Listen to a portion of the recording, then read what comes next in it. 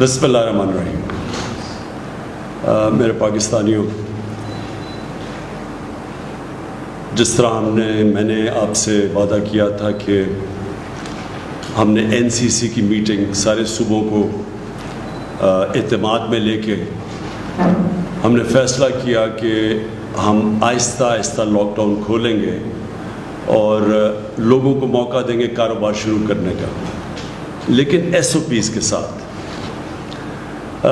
اس میں آج خاص طور پہ یہ جو اپنی بات شروع کرنا چاہتا ہوں، میں خاص طور پہ اپنی میڈیکل کمیونٹی، اپنے ڈاکٹرز، اپنی نرسز، جو ہمارے اسٹاف کام کرتا ہے ہاسپٹلس کے اندر، میں سب سے پہلے ان سے مخاطب ہونا چاہتا ہوں. کیونکہ جب ہم یہ فیصلہ کر رہے تھے لاک ڈاؤن کھولنے کا، تو مجھے پتہ تھا کہ جو ہمارے ڈاکٹرز، فرنٹ لائن ورکرز جو ہاسپٹلس میں کام کرتے ہیں، ان کو یہ فکر تھی کہ جیسے جیسے لاک ڈاؤن کھولیں گے تو پریشر بڑھے گا، زیادہ مریض ہاسپٹلس میں جائیں گے، اور جو اس وقت جہاد لڑ رہے ہیں دنیا کے اندر، وہ ہیں میڈیکل ورکرز، ہمارے ڈاکٹرز، نرسز.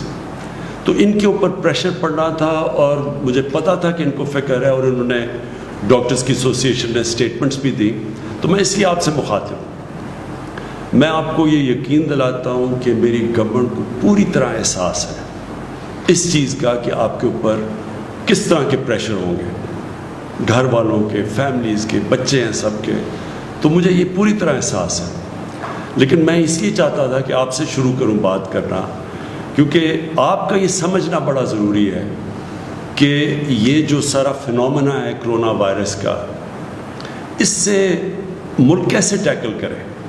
کیونکہ ایک ملک کا سربراہ میں بیٹھا ہوں، میری گورنمنٹ، ہمیں ایک طرف کرونا کی طرف دیکھنا ہوتا ہے، اور پھر اس کے سارے معاشرے پہ کیا اثرات ہوتے ہیں ہمیں وہ بھی دیکھنا پڑتا ہے. تو پہلی چیز میں آپ کو یہ کہنا چاہتا ہوں کہ اگر مجھے یہ کوئی یقین دلوا دیتا کہ 1 مہینہ آپ لاک ڈاؤن کریں یا 2 مہینہ لاک ڈاؤن کریں، چلے 3 مہینے بھی کر دیں، اور اس کے بعد کرونا وائرس ختم ہو جائے گی، تو اس سے بہتر تو چیز کوئی نہیں تھی. ہم کسی نہ کسی طرح ہی کر دیتے، 3 مہینے کی تیاری کر لیتے، جو بھی ملکی ریسورسز ہیں وہ لگا دیتے، اپنے والنٹیئرز کے ذریعے کھانا بھی پہنچا دیتے، کوشش کرتے. لیکن جو بھی میڈیکل ایکسپرٹس دنیا میں بیٹھے ہیں، سائنٹسٹ بیٹھے ہیں، وہ سارے ایک ہی بات کہہ رہے ہیں کہ اس سال تک تو کوئی ویکسین نہیں نظر آ رہی. یعنی اگر ہم نے اس کا علاج کرنا ہے کرونا وائرس کا، تو ابھی تک تو کوئی علاج نہیں ہے. وہ تب علاج آئے گا جب ایک ویکسین نکلے گی، وہ اس کے اوپر ریسرچ ہو رہی ہے. لیکن سب یہ کہہ رہے ہیں کہ اس سال تک تو وہ ویکسین نہیں نکلنے لگی. تو اگر اس سال تک ویکسین نہیں نکلنے لگی تو اس کا مطلب کہ کرونا وائرس کہیں جانے نہیں لگی. اگر ہم لاک ڈاؤن بھی کرتے ہیں تو اس سے کیا ہوگا؟ لاک ڈاؤن کا فائدہ یہ ہوتا ہے، کیوں لاک ڈاؤن کا، یہ بھی پھر سے میں لوگوں کو بار بار چیزیں کہتا ہوں، لاک ڈاؤن کا کیا فائدہ ہے؟ کیونکہ یہ وائرس بڑی تیزی سے پھیلتی ہے. جیسے لوگ جمع ہوتے ہیں، جب لوگ اکٹھے ہوں تو اس میں وائرس تیزی سے پھیلتی ہے. اس لیے ہر وہ چیز کریں جدھر لوگ جمع نہ ہوں. اس لیے جو اس کی آخری چیز ہے وہ لاک ڈاؤن ہے. لوگوں کو بند کر دیں، لوگ جمع نہیں ہوں گے، وائرس کا پھیلنا رک جائے گا. لیکن کیا وائرس ختم ہو جائے گی؟ اب دیکھ لیں دنیا میں جدھر لاک ڈاؤن ہے، ووہان پروونس جدھر چائنا نے سب سے کامیاب لاک ڈاؤن کیا تھا، ادھر بھی ایک سپائک آ گئی ہے، وائرس پھر سے آ گئی ہے. ساؤتھ کوریا جس نے لاک ڈاؤن کر کے فلیٹ کرو کر دی تھی، مطلب یہ کہ کوئی نئے کیسز نہیں آ رہے تھے، وہاں ایک دم پھر سے کیسز شروع ہو گئے، ایک اور سپائک آ گئی ہے. سنگاپور میں بھی یہی ہوا. ابھی جرمنی نے تھوڑا سا جب لاک ڈاؤن زیادہ کھولا تو ادھر بھی ایک نظر آ رہا ہے سپائک. تو اس کا مطلب کہ وائرس تو ہے، جب بھی لوگوں کو آپ موقع دیں گے ملنے کا، وہ وائرس پھر سے واپس آ جائے گی. تو ہمیں اس وائرس کے ساتھ رہنا ہے. وہ کہتے ہیں کہ live with the virus. اس سال تو یہ ہم طے کر لیں کہ ہم پاکستانیوں نے باقی دنیا کی طرح بھی اس وائرس کے ساتھ گزارا کرنا ہے. اب دوسری چیز آ جائے وہ کیسے کرنا ہے. کیا میں اب اپنی میڈیکل کمیونٹی سے بات کر رہا ہوں کہ کیا ہم یہ افورڈ کر سکتے ہیں پاکستان کے ہم لوگوں کو مسلسل لاک ڈاؤن رکھیں. آگے 2 مہینے لاک ڈاؤن ہو چکا ہے, تو کیا 1 مہینہ اور رکھتے اور پھر 1 مہینہ اور رکھتے؟ یہ کیوں نہیں ہم کر سکتے؟ یہ تو پاکستان ہے جس کے اوپر ابھی میں آنے لگا ہوں. آپ وہ ملک دیکھیں جن کے پاس بے تحاشا پیسہ ہے, اور پیسے کا بھی میں پر موازنہ کر دوں کہ پاکستان نے مشکل سے ہم نے $8 ارب کا اسٹیمولس پیکج دیا اپنے لوگوں کو جو کہ متاثر ہوئے اس لاک ڈاؤن سے, جو بزنسز ہیں. امریکہ نے $2,200 ارب کا پیکج دیا ہے. جرمنی نے 1,000 یوروز کا پیکج دیا ہے. جاپان نے $1,000 ارب کا پیکج دیا ہے. تو اس کے مقابلے میں سوچ لیں کہ ہمارے کتنے وسائل ہیں. تو ہم کیا لاک ڈاؤن اب بزنس بند کر سکتے ہیں اتنی دیر تک؟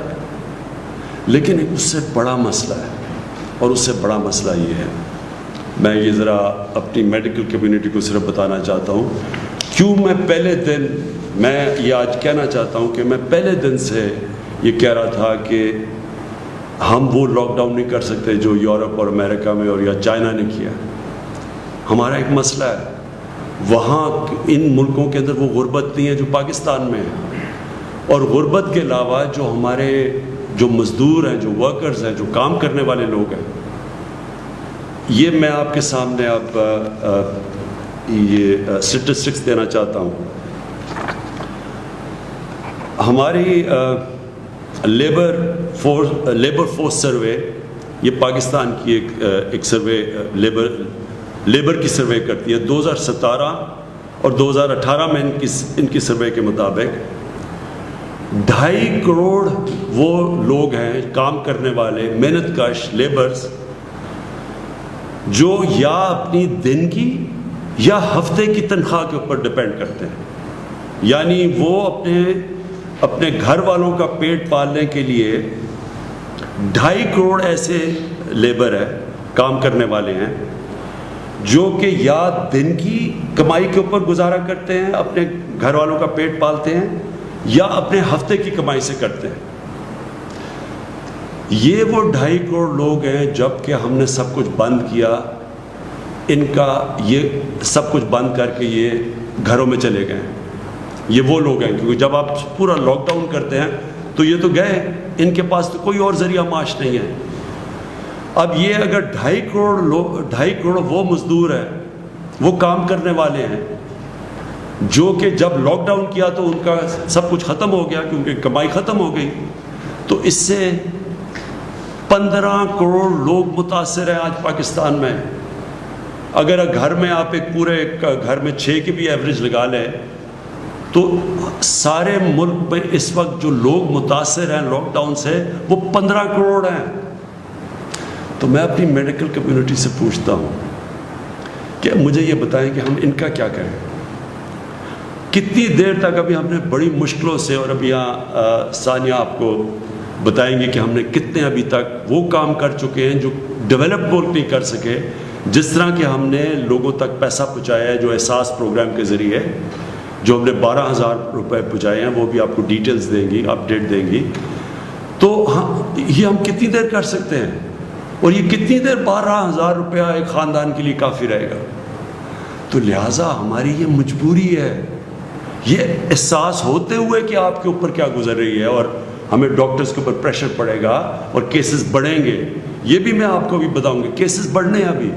یہ ہماری جو ہر روز ہم اپنی کیلکولیشنز کرتے ہیں, ہماری جو NCOC, جو ہمارا جو ایک ایسا, اللہ کا مجھے بڑا فخر ہے اپنے, ہم نے ایک ادارہ سیٹ اپ کیا جو سارے ملک سے, سارے صوبوں سے کوآرڈینیٹ کرتا ہے, جو ہر روز میڈیکل رپورٹس لیتا ہے. ڈاکٹرز ہمارے بیٹھے ہوئے جو اسیسمنٹ کرتے ہیں, انالیسس کرتے ہیں کہ ملک میں کرونا کی کدھر جا رہی ہے, کدھر بڑھ رہی ہے, کس طرح بڑھ رہی ہے, باہر سے کتنی ہے, ہوم گرون پاکستان میں وائرس کتنی پھیلتی جا رہی ہے, وہ پوری اسیس کرتی ہے. پھر ملک کا جائزہ لیتے ہیں, پھر باقی سارے ملک کے چیف سیکرٹری سے چیف منسٹر سے پوری کوآرڈینیشن کر کے ہم چل رہے ہیں، اور یہ بڑا کامیاب ادارہ ہے۔ میں اس کا بھی بتاؤں گا کہ ہماری اسیسمنٹس، ڈیلی اسیسمنٹس کیا ہیں، ہفتے کی کیا ہے، مہینے کی کیا ہیں، لیکن ہمیں پتہ ہے کہ بڑھیں گی، ہمیں پتہ ہے کہ کرونا کے کیسز بڑھیں گے ابھی، لیکن ہمیں یہ بھی پتہ ہے کہ اگر ہم نے آج ان لوگوں کو روزگار نہ دینا شروع کیا تو ہمیں کرونا سے زیادہ یہ لوگ بھوک سے مرنے کا ہمیں زیادہ مسئلہ بنا ہوا ہے۔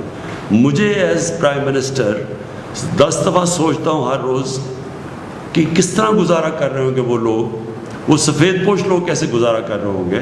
تو اس لیے میں اپنی میڈیکل کمیونٹی سے یہ کہنا چاہتا ہوں کہ باقی لوگ تو اپنی شاید اکانومی کو بچا رہے ہوں، ہم تو اپنے لوگوں کو بھوک کے مرنے سے بچا رہے ہیں، ہماری مجبوری ہے کہ اب کھولیں۔ تو میں صرف آپ کو اب یہ اپڈیٹ دے دوں، اور تفصیل ابھی بعد میں آپ کو دیں گے۔ ہمارے ساتھ ڈاکٹر ظفر بھی بیٹھے ہیں، ڈاکٹر فیصل، جو ڈاکٹر ظفر آپ کو بتائیں گے کہ جو ڈاکٹرز کے لیے ہم کیا کر رہے ہیں، میڈیکل کمیونٹی کے لیے ہم کیا کر رہے ہیں، کیونکہ ہمیں پورا احساس ہے اور اس کے لیے پورا پروگرام بنایا وہ بتائیں گے۔ اور ڈاکٹر فیصل آپ کو بتائیں گے کہ جب ہم کانسنٹریٹ کر رہے ہیں اس کے اوپر، کرونا کے اوپر، تو باقی بھی پاکستان کے اندر بیماری ہیں، اور ان بیماریوں کا کیا ہو رہا ہے، کیونکہ ساری تو جب کانسنٹریشن ادھر لگی ہے کرونا کی طرف، تو اور بھی پاکستان کے اندر بیماری ہیں جن کا جو نگلیکٹ ہو رہی ہیں۔ بچوں کی امیونائزیشن کیمپینز ہیں، جو بچوں کو ٹیکے لگاتے ہیں، وہ 50% کم ہو گئی ہیں۔ ہمارے پاس پولیو، ایک پاکستان 2 ملکوں میں دنیا میں جدھر ابھی پولیو کی وائرس بھی ہے، اس کی ہم نے کیمپین کرنی، 2 کیمپین۔ ایک طرف ہم کرونا کا تو دیکھ رہے ہیں، لیکن باقی ملک بھی سنبھال رہے ہیں۔ میں صرف آپ کو یہ بتا دوں کہ یہ مجھے خوشی بھی ہے کہ ہماری گورنمنٹ نے پہلے دن سے جس طرح کرونا کے اوپر ہم نے جو ہم نے اسٹیپس اٹھائے، مجھے بڑا فخر ہے اس کے اوپر کہ اللہ کا شکر ہے پاکستان میں وہ چیزیں نہیں ہوئیں جو کہ باہر کی دنیا میں آپ دیکھ رہے ہیں۔ جس طرح کے مسئلے مسائل ڈیولپڈ ملک، امیر ملکوں کے اندر آئے، مجھے اللہ کا بڑا میں شکر ادا کرتا ہوں کہ ہم نے جو بھی سٹیپس اٹھائے اس کی وجہ سے ہمارے ملک میں حالات کنٹرول میں۔ ہماری پروجیکشن کیا تھی، میں نے جب آپ سے 24 اپریل کو آپ کے سامنے آیا تو ہماری پروجیکشن یہ تھی کہ 14 مئی تک پاکستان میں جو کیسز، کرونا کے کیسز جو انفیکٹڈ ہیں، جو پازیٹیو کیسز ہیں، وہ ہونے تھے 92,695، اور جو اموات ہونی تھی، جو فوتیاں ہونی تھی اس کی وجہ سے، کرونا کی وجہ سے، وہ 1,324 ہونی تھی۔ یہ ہماری 24 اپریل کو پروجیکشنز تھی۔ 52,000 ہماری انفیکشنز ہونی تھی، اور جو اموات ہونی تھی وہ 1,324۔ اب 14 مئی جو ہم نے جو پرسوں گزری، اس میں ہمارے کیسز انفیکٹڈ کتنے ہیں؟ 35,700، اور ہماری فوتگیاں ہوئی ہیں 770۔ تو اللہ کا شکر ہے کہ ابھی تک جو پروجیکشنز تھیں، اور یہ دنیا کے سے موازنہ کیا جاتا ہے کہ دنیا میں جس طرح کرونا بڑھتی گئی یا جو پیک کرتی گئی اس کے مقابلے میں، تو اللہ کا شکر ہے کہ ابھی تک ہم پروجیکشن سے نیچے جا رہے ہیں، اور ہمارے ابھی بھی جو ہاسپٹلز ہیں ان میں جگہ ہیں، ہمارے پاس وہ پریشر نہیں پڑا جو کہ ہاسپٹلز پہ پڑنا چاہیے۔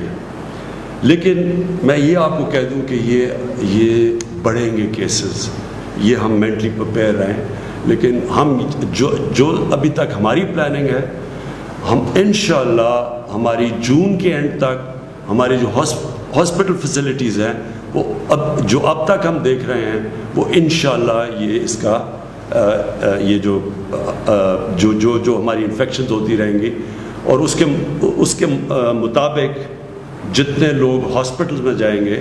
اور آپ کو پھر سے میں یاد کرا دوں کہ کرونا جو وائرس کی جو ہم ایسٹیمیٹ کرتے ہیں کہ ہر 100 مریض میں سے، ہر 100 وہ لوگوں سے جن کو انفیکشن ہوتی ہے، ان میں سے صرف 4 یا 5 کو ہاسپٹل جانے کی ضرورت پڑتی ہے۔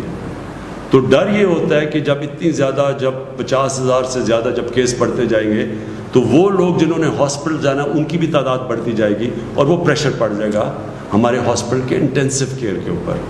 ہاسپٹل میں وہ جدھر وینٹیلیٹر کی ضرورت پڑتی ہے اور انٹینسو کیئر کی ضرورت پڑتی ہے.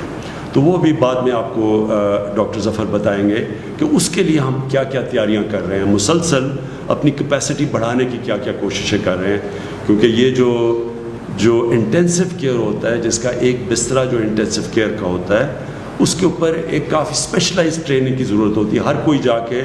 ہر کوئی نرس جا کے وہ انٹینسو کیئر میں وہ ٹریٹمنٹ نہیں دے سکتا جو کہ صرف اسپیشلسٹ دینے ہوتے ہیں. تو اس کے لیے وہ آپ کو بتائیں گے وہ کیا کیا قدم اٹھا رہے ہیں.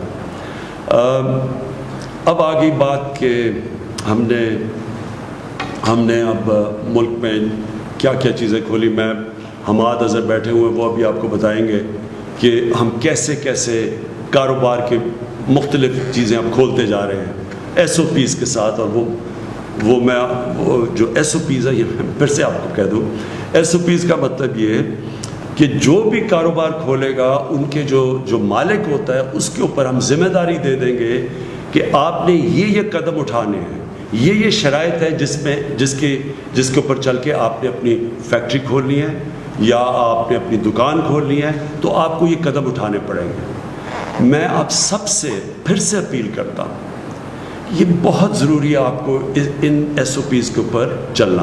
ساری قوم کو میں کہتا ہوں، وہ اس لیے کہ دیکھیں، اگر اب یہ جو ہم آہستہ آہستہ یہ جو لاک ڈاؤن اٹھا رہے ہیں، اگر ایک دم اس سے زیادہ بڑھتے ہیں کیسز، تو ہو سکتا ہے جن ایریاز میں کیسز بڑھتے ہیں ہمیں پھر سے ان کو لاک ڈاؤن کرنا پڑے.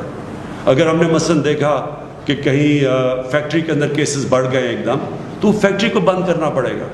تو آپ سب کو، جو مالک ہیں فیکٹری کے، آپ کو نقصان ہوگا، آپ کے لیبر کو نقصان ہوگا.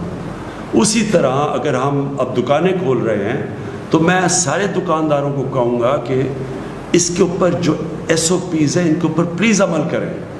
آپ اپنے اوپر ڈسپلن کریں، ذمہ داری لیں، کیونکہ آپ جو ذمہ داری لیں گے وہ موقع دیں گے ہم سب کو کہ اس ملک کو آہستہ آہستہ کھولنے کا، تاکہ کاروبار شروع ہو، تاکہ لوگوں کو روزگار ملے. تو یہ جو آپ آگے ادھر سے ہم جب 2 ہفتے اور 1 مہینہ اور یہ جو بھی 1 سال ہمیں گزارنا پڑے گا کرونا وائرس کے ساتھ، تو اس میں بہت بڑا ذمہ داری ہوگی ہمارے اس قوم کے اوپر، شہریوں کے اوپر، کہ ہم کیسے اپنے اوپر ڈسپلن کرتے ہیں، ہم کیسے یہ ایس او پیز کے اوپر چلتے ہیں کہ ہم کرونا کا بھی بندوبست کرتے رہیں اور کرونا کو بھی تیزی سے پھیلنے سے روکتے رہیں، اور ساتھ ساتھ ہم جو اتنی بڑی، میں نے آپ کو بتایا ہے، جو لوگ متاثر ہیں اس سے، وہ تقریباً 15 کروڑ لوگ متاثر ہیں لاک ڈاؤن سے. تو وہ بھی ان کو بھی ہم نوکریاں ملتے رہیں، وہ بھی کام کرتے رہیں، کیونکہ کوئی بھی ہم 15 کروڑ لوگوں کا دھیان نہیں رکھ سکتے، ہمارے پاس وسائل ہی نہیں ہیں. وہ صرف تب ہوگا جب ان کو نوکریاں ملیں گی، اور وہ نوکریاں ملیں گی، کاروبار چلے گا. تو کاروبار جب ہم کھول رہے ہیں تو میں پھر سے بار بار آپ سے اپیل کرتا رہوں گا کہ آپ نے بڑی احتیاط کرنی ہے. ادھر میں جو ہمارے جو 10 لاکھ سے زیادہ ٹائیگر فورس بنی ہے، میں آپ سب ٹائیگر فورس کو، آپ کی سب سے بڑی ذمہ داری ہے، آپ کی اور بھی ذمہ داریاں ہیں، لیکن ایک سب بڑی ذمہ داری یہ ہے کہ پبلک کے اندر یہ ایک پوری کیمپین کریں، آگاہ کریں پبلک کو. آپ جا کے لوگوں کو ذمہ داری کا احساس دلوائیں کہ جب تک پبلک خود احتیاط نہیں کرے گی، کوئی گورنمنٹ کچھ نہیں کر سکتی. ہمارے پاس اتنی نہ پولیس ہے، نہ اتنے جیل ہیں، ہم زبردستی نہیں کر سکتے. یہ آپ کو پوری طرح اس کے اوپر عمل کرنا پڑے گا. جو میں 2 اور چیزیں کہنا چاہتا ہوں. ٹرانسپورٹ، ابھی تک ہمارے کئی صوبوں کے اندر یہ خدشہ ہے کہ اگر ٹرانسپورٹ کھولیں گے، ڈسٹرکٹ میں انٹر ڈسٹرکٹ کی ٹرانسپورٹ کھولیں گے تو وائرس زیادہ تیزی سے پھیل جائے گی. میں پھر سے، کیونکہ ہم سارا کنسنسس سے فیصلے کرتے ہیں، ہماری NCOC ہر روز ملتی ہے، اور پھر NCCs میں جدھر سارے وزیر اعلیٰ اور چیف سیکرٹریز ہوتے ہیں، ہم سب بیٹھ کے سارے فیصلے کنسنسس سے ہوتے ہیں. وہ جماعتیں ہیں جو اپوزیشن میں بھی ہیں, جو ہمارے ساتھ نہیں ہیں, ہم سب کو اپنے یعنی کوئی فیصلہ یہ نہیں کرتے کہ جدھر ہم یہ سمجھیں کہ کوئی ایک صوبہ نہیں مان رہا, تو کنسنسس سے فیصلے ہوتے ہیں. اس لیے ابھی تک پوری طرح ٹرانسپورٹ کے اوپر فیصلہ نہیں ہو سکا, کیونکہ ایک دو صوبوں کے یہ خدشات ہیں کہ اگر آپ کھولیں گے ٹرانسپورٹ تو یہ وائرس پھیل جائے گی. میرا اس کے اوپر یہ ہے کہ دیکھیں, ہم جو بھی قدم اٹھائیں پہلے یہ سوچیں کہ ہمارا جو سب سے غریب طبقہ ہے اس کی ہم مدد کیسے کر سکتے ہیں, کیونکہ اس کرونا وائرس میں جو آج سب سے مشکل میں ہے وہ ہمارا غریب طبقہ ہے. تو جو ٹرانسپورٹ ہے, جو پبلک ٹرانسپورٹ ہے, وہ تو ایک غریب آدمی کی ٹرانسپورٹ ہے.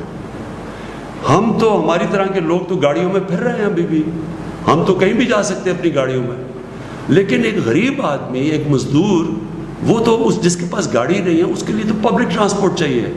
تو جب ہم پبلک ٹرانسپورٹ بند کرتے ہیں تو ہم یہ یاد رکھیں کہ ہم ایک غریب کی زندگی مشکل میں ڈال رہے ہیں.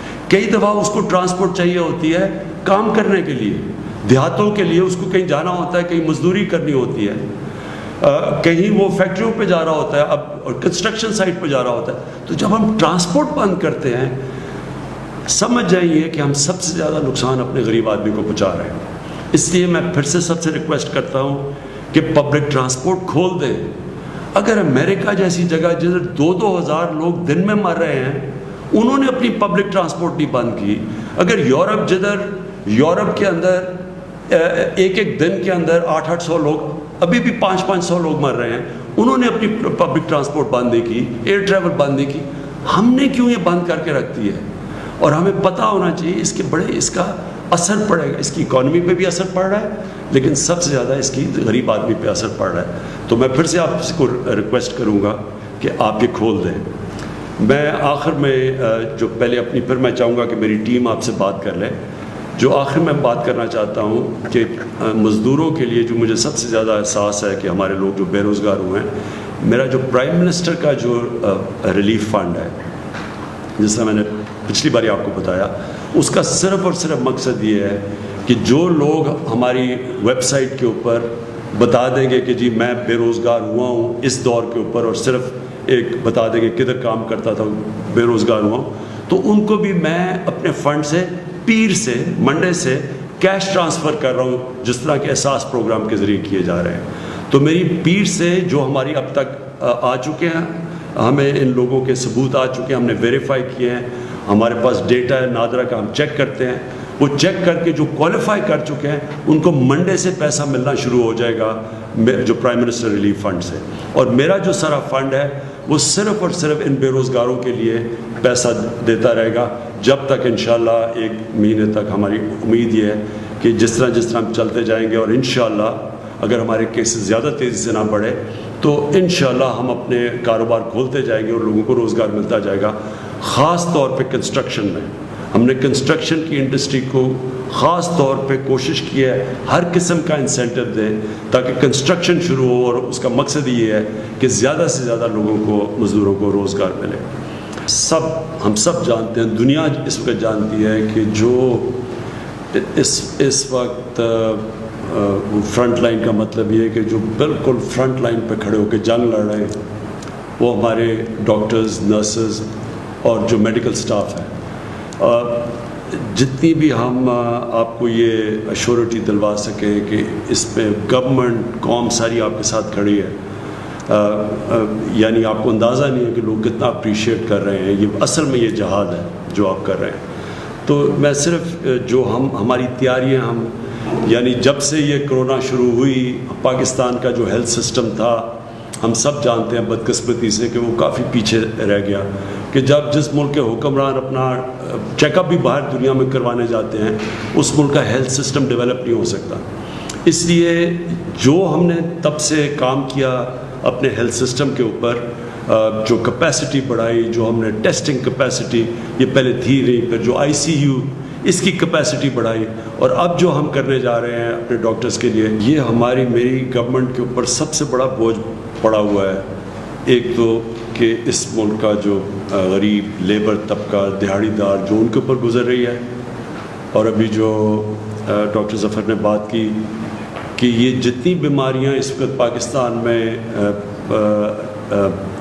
جو جانیں لیتی ہیں، مثلاً یہ گندے پانی پینے کی بیماری سے بچوں کو، یا بیچاری جو خواتین جو پریگننسی پہ مرتی ہیں، اور یا یہ جو ٹی بی کی بات کی، اور یہ پولیو، یہ سارا غریب طبقے کے اوپر بوجھ پڑتا ہے. اور جتنی ہم غربت بڑھتی جائے گی، اور یہ لاک ڈاؤن کا مسئلہ یہ ہے کہ اس سے پاکستان میں غربت بڑھتی جا رہی ہے، اور ساری دنیا میں جن غریب ملکوں کے اندر اس سے غربت بڑھتی جا رہی ہے. تو جب غربت بڑھے گی تو ان بیماریوں سے اور زیادہ ہمیں فکر ہے کہ ہمارے غریب طبقے میں اموات ہوں گی. لیکن اس کا جو دوسری چیز ہمیں مشکل میں پڑے ہوئے ہیں وہ ہے ایجوکیشن. ہمارے بچے اسکولوں میں نہیں جا رہے، یونیورسٹی اسٹوڈنٹس ان کا ٹائم ضائع ہو رہا ہے، اور جو ایک ملک تو بڑھتا ہی تعلیم کی وجہ سے آگے. تو اس میں صرف آپ کو بتانا چاہتا ہوں کہ مسلسل اس کے اوپر بھی بات چیت ہو رہی ہے باقی صوبوں سے کہ ہم نے اب یہ کیا کرنا ہے، کیسے کھولنا ہے. امپورٹنٹ ہے کہ ہم، جس طرح میں نے کہا کہ یہ سال تک تو اب کرونا کے ساتھ ہم نے رہنا ہے، یہ کرونا کہیں جانے نہیں لگی ایک سال تک. تو اس میں ہم نے اب سوچنا ہے، طریقے اختیار کرنے ہیں کہ ہم نے اب اس کا کیسے رہنا ہے. اپنے بچوں کو تعلیم بھی دینی ہے تو وہ پھر اور طریقے سوچنے پڑیں گے. اور باہر بھی دنیا میں ہم دیکھ رہے ہیں کہ دنیا کے اندر دنیا کیا کر رہی ہے، اور دنیا سے ایکسپیرئنس بھی آ رہا ہے کہ مثلا سویڈن بالکل ایک مختلف راستہ پکڑا ہوا ہے انہوں نے، تو ان کو بھی اسٹڈی کر رہے ہیں. تو انشاءاللہ جس طرح میں نے کہا اگر ہم نے ایک سال اس کے ساتھ گزارا کرنا ہے تو پھر ہم نے اپنے بچوں کا بھی دیکھنا ہے، اپنے یونیورسٹی اسٹوڈنٹس کا بھی دیکھنا ہے. میں چاہوں گا ثانیہ آپ پلیز جو اپڈیٹ دے دیں، جو میں اس میں بھی مجھے بڑا فخر ہے اس پروگرام کے اوپر کہ کبھی بھی اتنا زیادہ پیسہ، اتنی شفافیت سے، اتنے زیادہ لوگوں کو اتنے کم ٹائم میں کبھی بھی، پاکستان تو چھوڑے، شاید ہی آپ کو کوئی ملک ملے جس نے اتنی تیزی سے پیسہ دیا ہے. محیط، اب آپ سے میں ایک چیز چاہتا ہوں، بڑا مختصراً بتا دیں کہ جو ہمارے پاکستانی باہر اس وقت پھنسے ہوئے ہیں اور سٹینڈرڈ ہیں اور جو آنا چاہتے ہیں پاکستان، تو بڑا مختصراً کہ ہم کیا کر رہے ہیں اور کیا مشکلیں سامنے آ رہی ہیں، اور ان کو یہ صرف کہنا چاہتے ہیں کہ ہم سارا وقت وہ ہمارے ذہن پہ ہیں، ہم کو پوری احساس ہے کہ وہ کن مشکلوں میں پڑے ہوئے ہیں. میں اپنی ٹیم پہ بڑا فخر کر رہا ہوں کہ یہ اس مشکل وقت پہ جس طرح ایک کوآرڈینیشن سے اور ہر روز ان کے تھنک ٹینکس کی مشاورت سے جس طرح ہم ابھی تک نکلے ہیں اس کرونا کے جو کرائسس سے، ایک تو میں اللہ کا بڑا شکر گزار ہوں کہ اس کے بغیر تو کچھ بھی نہیں ہو سکتا، لیکن اللہ بھی یہ کہتا ہے کہ پہلے خود محنت کرو تو پھر میرے سے مانگو. تو جس طرح میری ٹیم نے جس طرح یہ کرونا کرائسس کے اندر ہر شعبے کے اندر سوچ بچار کر کے جو قدم اٹھائے ہیں، آپ دیکھ لیں کہ امریکہ جیسے ملک میں اگر آپ وہاں دیکھ لیں، آپ یورپ کے اندر دیکھ لیں، انگلینڈ جیسے ملک جو پرانے مضبوط اداروں والا ملک ہے، اس کے مقابلے میں پاکستان آج ہم سب فخر سے کہہ سکتے ہیں کہ ہم بڑی آرگنائز طریقے سے نکل رہے ہیں. یعنی ہم بڑے سوچ سمجھ کے اس مشکل وقت سے نکلے ہیں اور یہاں تک پہنچے ہیں. آگے کیا ہوتا ہے وہ انشاءاللہ پوری کوشش کریں گے، اور اگر قوم نے میرا ساتھ دیا تو آپ دیکھیں گے کہ آگے بھی ہم نکل جائیں گے.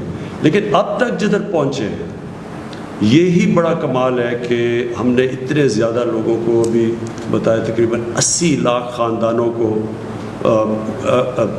پیسہ پہنچا دیا اس مشکل وقت میں.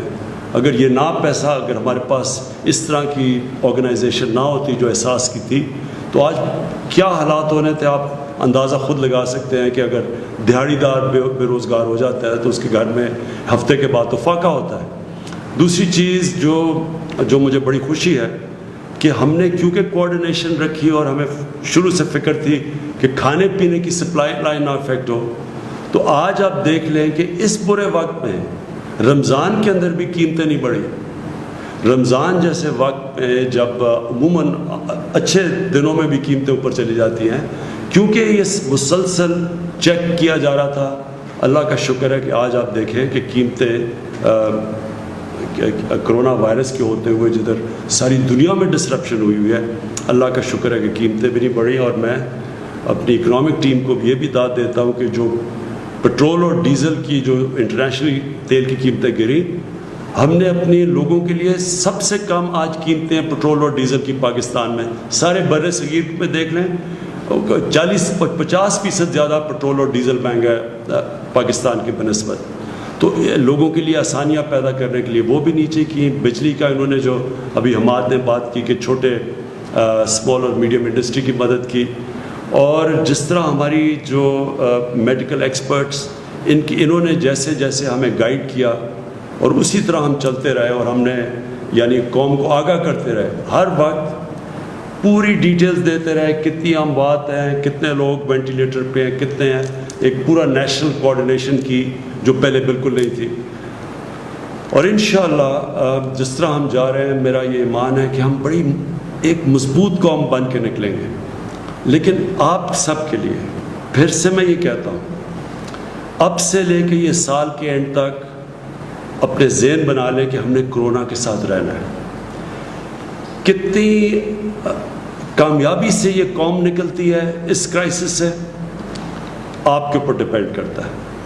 آپ جتنے ذمہ دار ہوں گے اس مشکل وقت میں، آپ جتنی احتیاط کریں گے. اور میں جو ٹائیگر فورس ہے، میں خاص طور پہ آپ کو کہنا چاہتا ہوں کہ آپ کو نکلنا چاہیے اور لوگوں کو احساس دلوانا چاہیے. پتہ ہے کہ کرونا جب لوگ جمع ہوں گے تو کرونا پھیلنے کے چانسز زیادہ ہیں. تو ہم اپنی ذہن حکمت استعمال کر سکتے ہیں. ہم ہر کام کر سکتے ہیں اگر ہم عقل سے کریں. اور کیونکہ ہمیں اس وائرس کے ساتھ رہنا ہے، کیونکہ ہمیں پتہ ہے کہ جب تک ایک ویکسین نہیں نکلتی اس وائرس نے یہیں رہنا ہے، اس لیے ہم جتنی احتیاط کریں گے ہم اپنے معاشرے کے لیے آسانیاں پیدا کریں گے.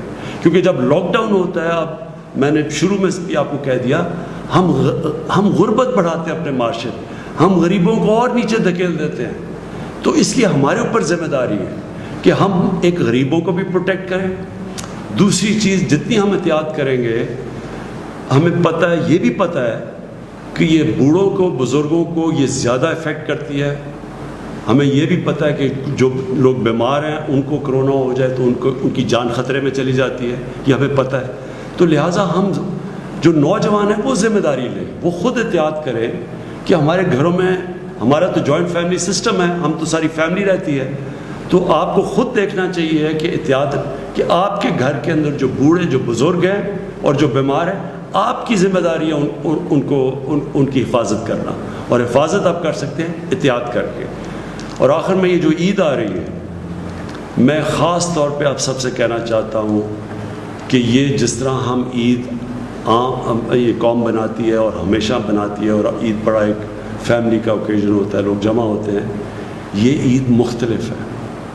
اس عید کو آپ نے یہ سوچنا ہے ذمہ داری لے کے کہ ہاں ہم نے عید بنانی ہے، لیکن وہ اس طرح کی عید نہیں بنانی جس طرح ہم عموماً بناتے ہیں. ہمیں دیکھنا پڑے گا کہ ہم اپنے ملک کی خدمت کریں گے کہ اگر ہم احتیاط کریں گے. اور پھر میں ختم کروں گا، جو ہمارے ڈاکٹرز اور جو ہماری نرسز ہیں جن کے اوپر سب سے زیادہ جو فرنٹ لائن پہ کھڑے ہیں، ہم ان کی بھی مدد کریں گے اگر ہم سب احتیاط کریں. شکریہ اور پاکستان پائندہ باد.